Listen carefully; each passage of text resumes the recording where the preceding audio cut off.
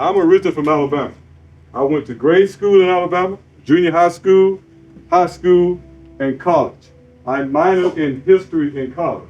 I studied American history, I studied Alabama history, I studied world history. And guess what?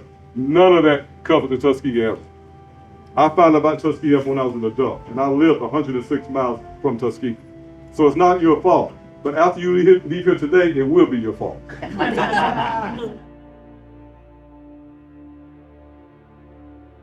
Know that the fighter pilots that were escorting them were African Americans.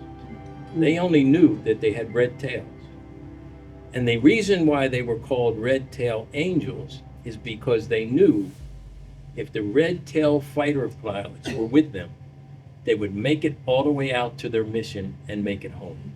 They built 12,000 bombers. Over 4,000 of them got shot down. While the Tuskegee Airmen were escorting the bombers, he lost only 27. The other over 4,000 planes that were shot down were while white fighter pilots were escorting the bombers. The reason why Tuskegee Airmen are so successful is because Benjamin O. Davis, when he became the commander of the 332nd Fighter Group, which was 4 squadrons, the 99th, the 100, the 301 and 302, he told them, he said, look, if I lose you, I lose one. If I lose a bomber, I lose 10 to 12 people. Even with that, no one wanted the Tuskegee Airmen pilots to be pilots, because if you became a pilot, you became an officer. If you became an officer, you can then tell anyone what to do. So they literally had to fight to get the right to be trained as pilots. They literally sued the Army Air Corps. It was the Army Air Corps, there wasn't an Air Force then. They sued the Army Air Corps and they sued the government in order to sacrifice their lives to become pilots. This is just your father. I'll let you take it. This is just his uniform. And the trunk. And the trunk, yeah, that's his trunk from when he was in the service. A sturdy piece of equipment there. As you buy one today, you'd never be able to last that long.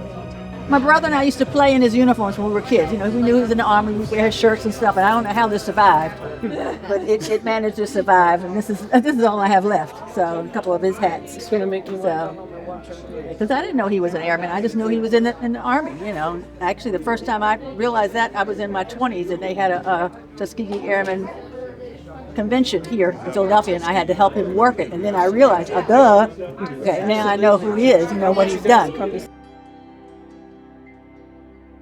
We have 4 originals, but not many people get to walk and talk with living history. Dr. Eugene Richardson was one of the original members of this chapter in 1974. He recently turned 100 years old. A lot of the squadrons had a fairly high washout rate, but we had a minimum washout rate. 992 guys completed the program and got their wings and commissions.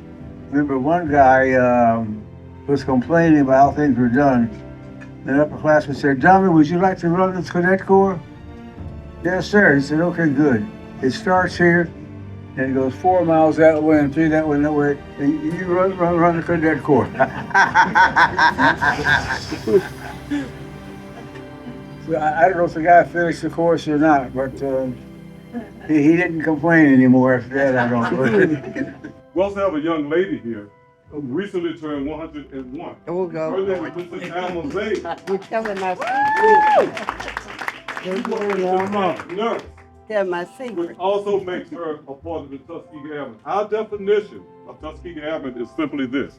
If you participated in the Tuskegee Airmen experience between 1941 and 1948, regardless of occupation, cook, mechanic, postal worker, pilot, you are considered a Tuskegee Airman, and you're entitled for the Congressional Gold Medal.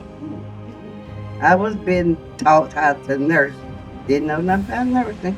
But I told my mother I wanted to be an opera singer. My mother said, "Uncle Sam don't need no music." So I spent my whole 3 years in Tuskegee watching the pilots, black pilots, go up, and every time they was coming down, we were scared that they were going to hit the dormitory. But anyway, they made it. I'm going to tell you like it is. It wasn't easy. It wasn't heavenly, but we were learning, and we had to take care of the return pilots. James Thompson over here, taking an afternoon, walking me through this exhibit, explaining it to me, and sharing your story so beautifully. And like I said, it was very humbling. I'm super grateful, like I said, to learn more and have the opportunity to learn. And I'm super grateful as well to have everybody here today taking the opportunity to be thankful for everything that you've done for us. And I thank you so much for our service. Our lives could have looked a lot different without you, and I appreciate you. So thank you.